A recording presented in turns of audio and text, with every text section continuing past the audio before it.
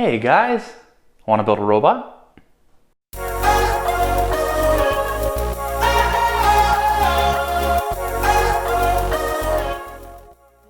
Now, for the last few weeks, we have been laser focused on the ESP32.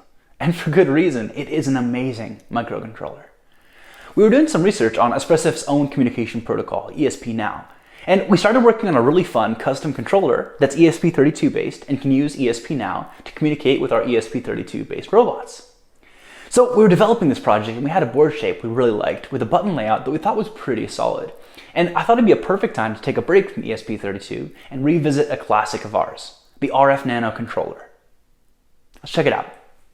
Now, as a lot of you guys know, I'm a huge fan of the NRF24L01. Man, I've been using that chip to create custom controllers for robotics projects in the classroom for years. And when the RF Nano came out, that's the Arduino Nano with the built-in NRF24L01, I was so stoked because that meant that my students could create their own custom controllers, they could solder them up, they could use them on their robotics projects, and it was super easy and also really fun. So this is our old RF Nano controller, and it has been a trusty little project for the last few years. That being said, it is well overdue for an upgrade. And so that's what we have right here. We have our new RF Nano controller. So just like the old controller, we have our RF Nano in the center. We've got two joysticks and the MPU 6050 accelerometer gyroscope combo, right? So that's fun because it allows you to do accelerometer gyroscope control for your projects. But we've also added a few more things. So we have a power switch down here. That's for the 18650. We also have two buttons right here, and we added in an L and an R. Now we have a few more buttons on our ESP32 based project. That's because it has more GPIO pins, but still we feel like this is a really complete project, and it's super fun. And so this video is going to be about how to create your own. As always, we have these up in the shop if you'd like to pick one up from us, but we also are going to post all the board files and all the schematics and all of the programs and such on the tutorials page on our website. So keep an eye out for that if you want to go ahead and make your own. What's cool is at the end of this video, you'll know how to make your own shapes online for the actual Gerber. And so you can make your own, you can totally customize it, switch it up, add some things, take away. And so we're really stoked about this controller, and we're also really excited to be able to share with you guys just how to make your own. So the very first step is going to be talking about the schematic for our project. Let's go ahead and take a look. So in terms of schematics, this guy's actually pretty straightforward. That's what's really nice about using the RF Nano for your wireless communication, is that it makes your overall schematic really simple. The only thing you got to keep in mind is that you can't use pins 9, 10, 11, 12, or 13, which does take away some of your PWM pins, which is kind of a bummer. But it uses those pins for the actual communication. So it's really important that you don't use those because obviously they're already taken care of. So we have a few things going on here. First, let's look at the joysticks. And so as with any joystick or potentiometer, you want to send 5 volts in, hook the other side into ground, and that voltage change you want to read using an analog pin. So here we have joy RX, we have joy RY, we have joy LX and joy LY going here to A0, A1, A2, and A3. What's really cool too is the MPU 6050, it's an I2C device, and so it only needs those two pins, SDA and SCL. And so on an Arduino Uno, as well as an Arduino Nano, your I2C bus is hardwired into pins A4 and 5. And so that actually works really well. You can use all of these pins in a row, and it makes it really easy. And so, like we said just a second ago, the MPU 6050, all you have to do is give it voltage. So we have 5 volts ground, and you have SCL, SDA, those I2C pins. This part of our schematic right here is just our battery. So we have our 18650. Now, when you're putting an 18650 into a circuit like this, you could also do things like reverse battery protection or, throw in a charging circuit. That's totally up to you. You can totally do that. We wanted to keep this project really simple. And so this is the toggle switch. We really like this, this surface mount toggle switch. And so all we're doing is we have 5 volts going into VIN, obviously, to power everything, and we have this switch interrupting that signal. So even that part of the circuit there is pretty easy here. Okay, so this is what we're calling our A button and B button. Those are those standard push buttons.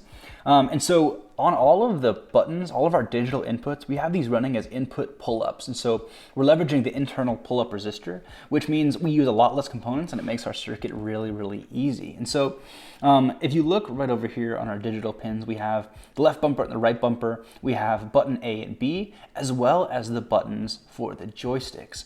So here we have joy right button, joy left button. We have button B, button A, we have the right and the left. And so because we're using input pull-up, all you have to do is tie the other side of that button to ground.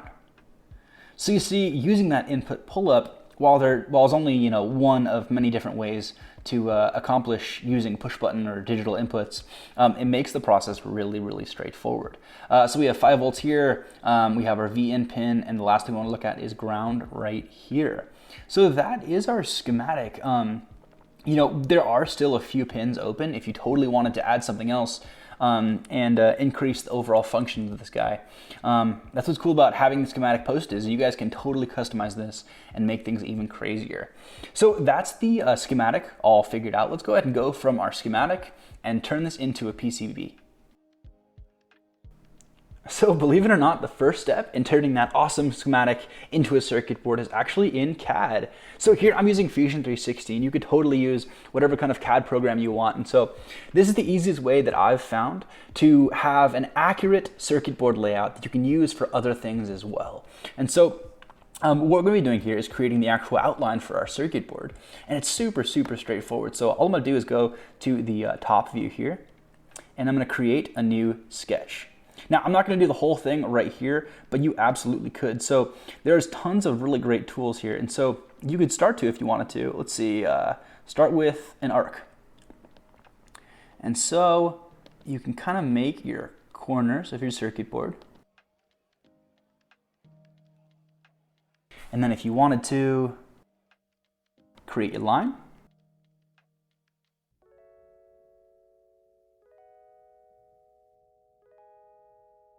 add a curve,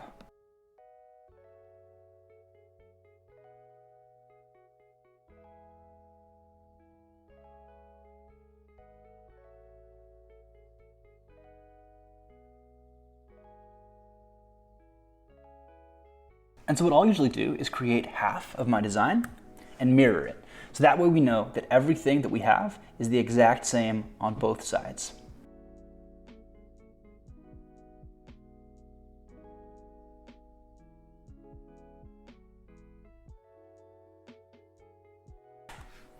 And there you have it. You have your circuit board outline. Now, this may be slightly different than the one that I used in my production model. I just wanted to show you guys how easy it is to do. Okay, so now what you're going to do is highlight this sketch right here. Go to Sketch, Finish Sketch.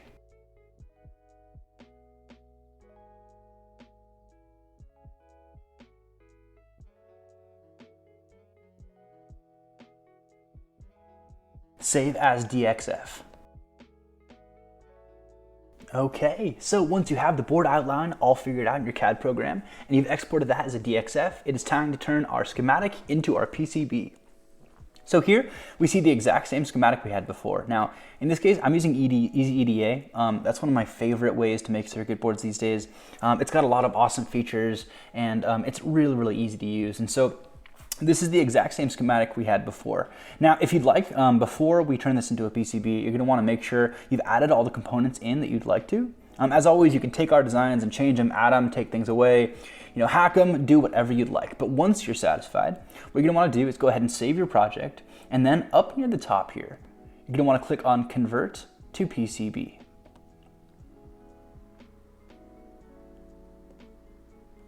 And so, sure enough, we have all of our components here, and we have a boring square-shaped PCB. So what I'm going to do here is go ahead and move these guys out of the way.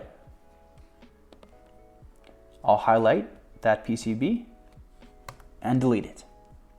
Now, this is one of the really cool features about this program that makes this whole process super easy. There may be other similar features in other PCB software, but I've found that this is definitely the easiest way to do what it is we're about to do next. So in the File tab, what I'm going to do is go ahead and head over to Import, and import a DXF. Now the DXF that I'm going to select is the exact same controller outline that we saved earlier. So here we have the exact same shape, and all you have to do is click on import. And so what's so cool about this is now you have the exact same shape that you had in your CAD program. And so what I really like about this is not only is that process really easy, but you can also take this DXF and send it to a router or laser cutter to create a cover for it. And so this allows you to create a template that you know is the exact same dimensions. And so once we have our board outline all imported, all that's left is to add our components, put them in the right places, figure out our traces, and go from there.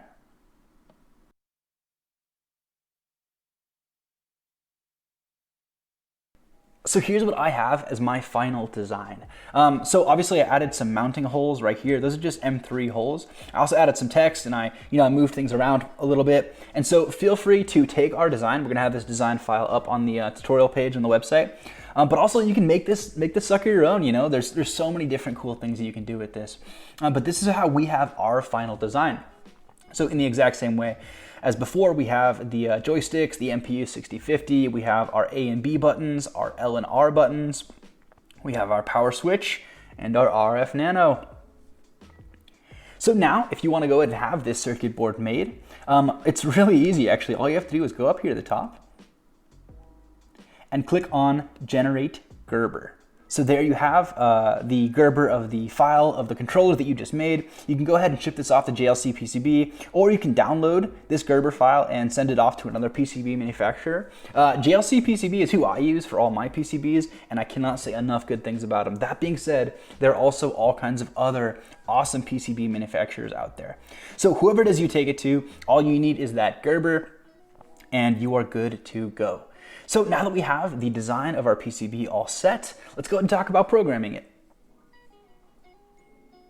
Now, once you have that circuit board manufactured and you've soldered the whole thing up, it's going to look something like this. And so now, the first thing we're going to want to do is go ahead and get the data from the inputs. Then we'll talk about how to send that out. So first things first, we're going to write a super simple sketch to get the digital data from our buttons and the analog data from our joysticks.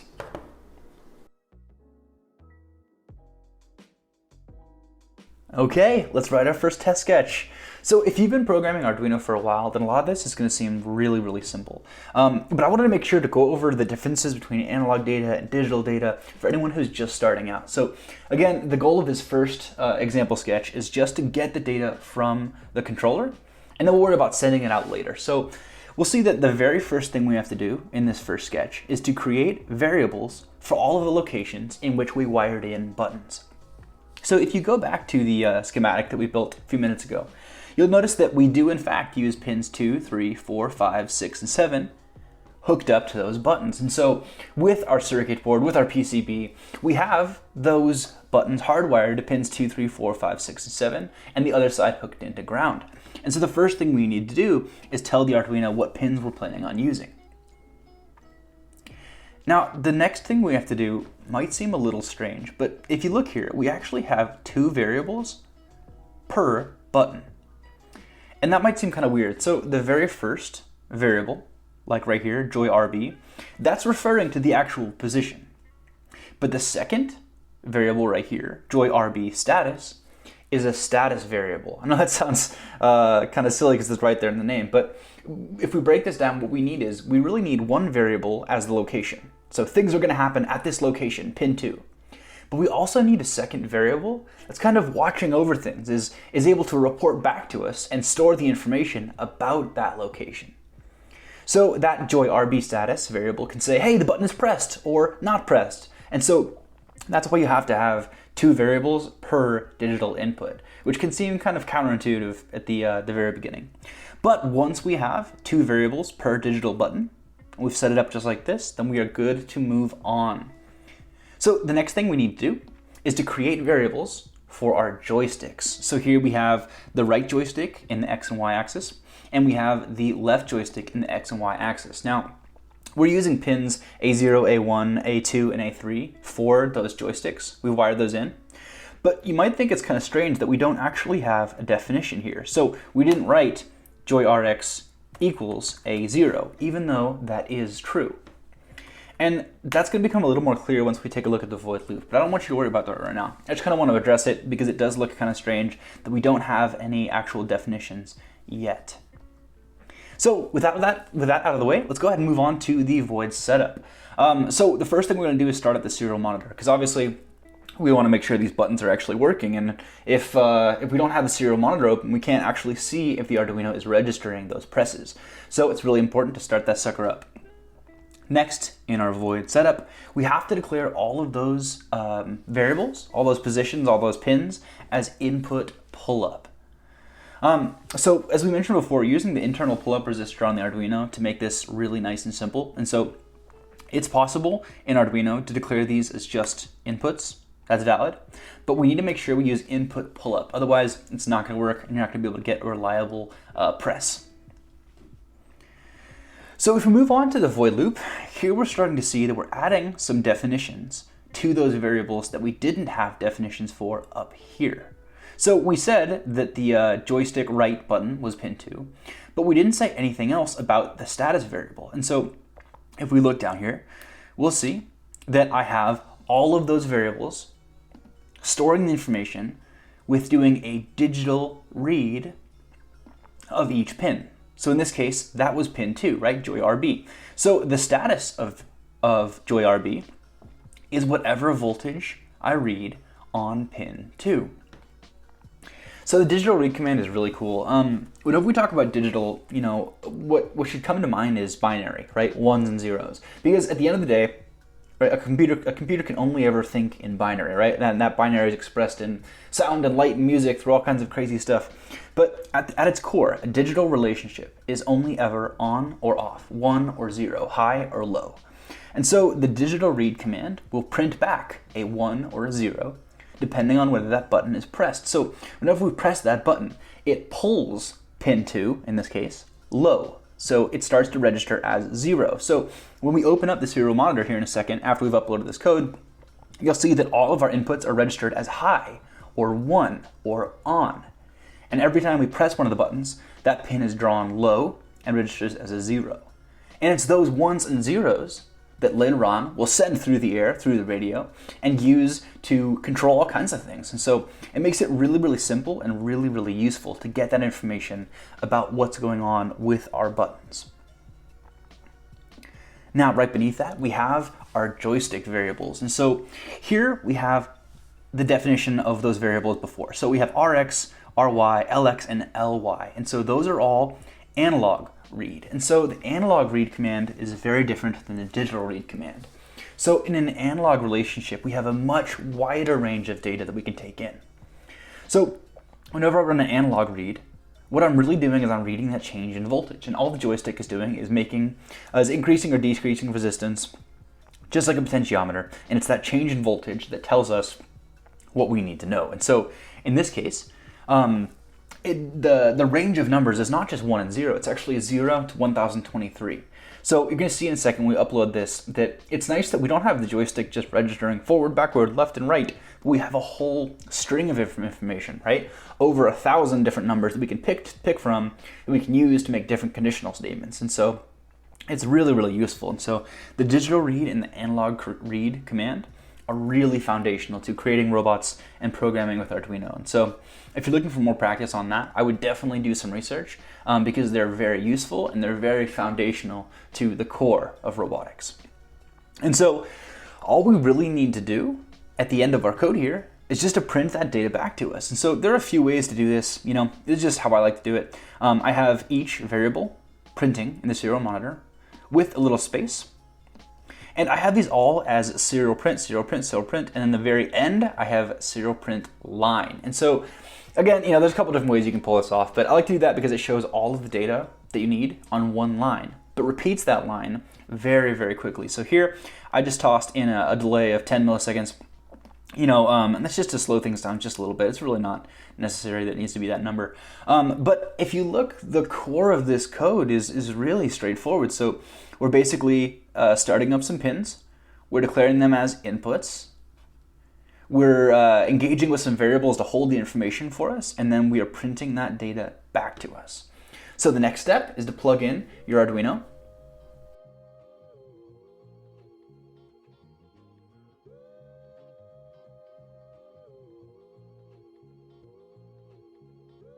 And once you've got your Arduino plugged in, head over to the Tools tab. So you're going to make sure you have Arduino Nano set right here. And you got to make sure you have a check mark next to that COM port. That's really, really, really important. But once you have that check mark, you can go ahead and upload your code. And first, of course, it's going to go through compiling and then uploading. But if everything's successful, in a minute or two, you should see uploading complete. All right. So if your Arduino IDE says done uploading, everything was successful, go ahead and click on that serial monitor. That's this little magnifying glass. And if everything went as planned, you should see something very similar to this. And so, sure enough, if you click on the buttons, so there's the left and right, we have A and B, and we have the clicking of the joystick. We see that every time I press a button, that pin gets pulled low, and we have a 0 in the serial monitor. And if you remember too, I told you guys that you get 0 to 1,000 whenever you do an analog read of a command. And so right now my joysticks, because they have springs in them, are stuck in the middle. So that's why we're reading about 500. But if I move around my joysticks, you'll see that those numbers totally change. So we have 1,023, we have 0 if I go all the way to another extreme. And so even though we just have some ones and zeros and a couple other changing numbers from 0 to 1,000, there is a ton we can do with this in terms of how we want to control our robot. And that's when things start to get really, really fun. So now that we know all the inputs on our controller are working perfectly, let's go ahead and check out the MPU6050. Now, I am a huge fan of the MPU6050, and that's this guy right here.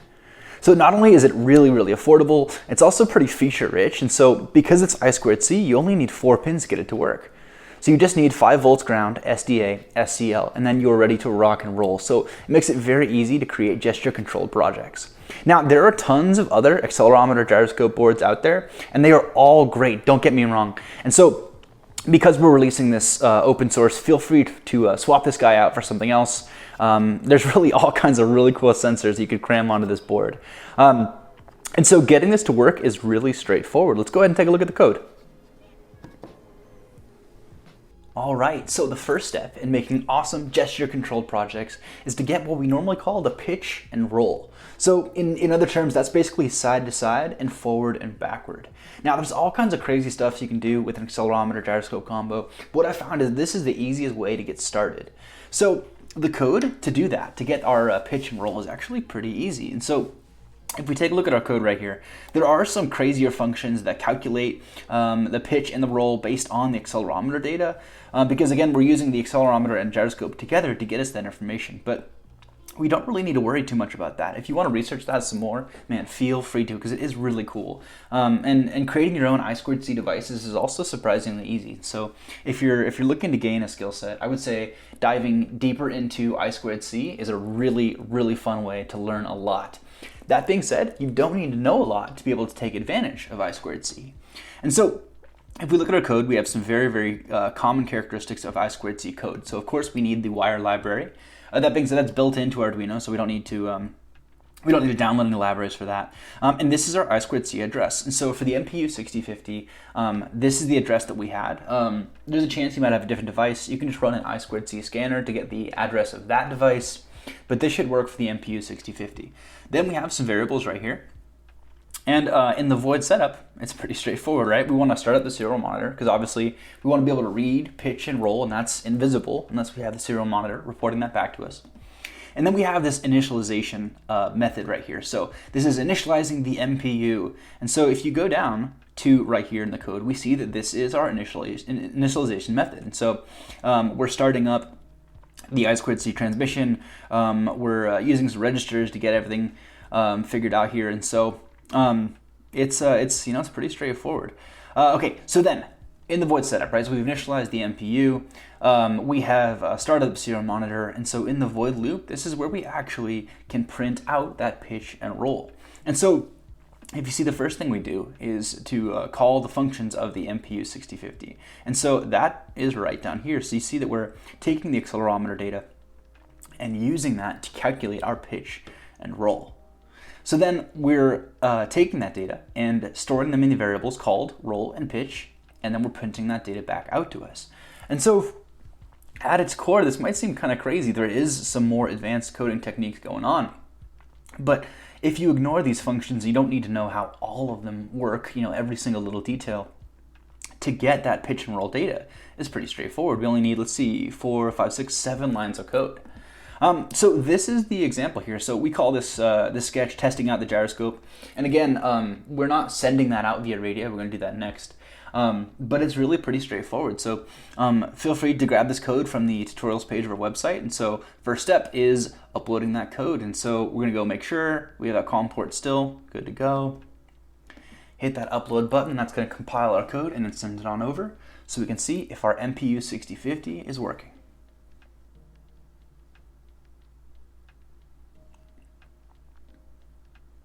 Okay, once our code says done uploading, we're ready to open the serial monitor and see what we've got. Alright, so the first thing you should see is something pretty close to 0, 0. Because you'll see 0 and 0 on the pitch and roll if your MPU 6050 is perfectly flat.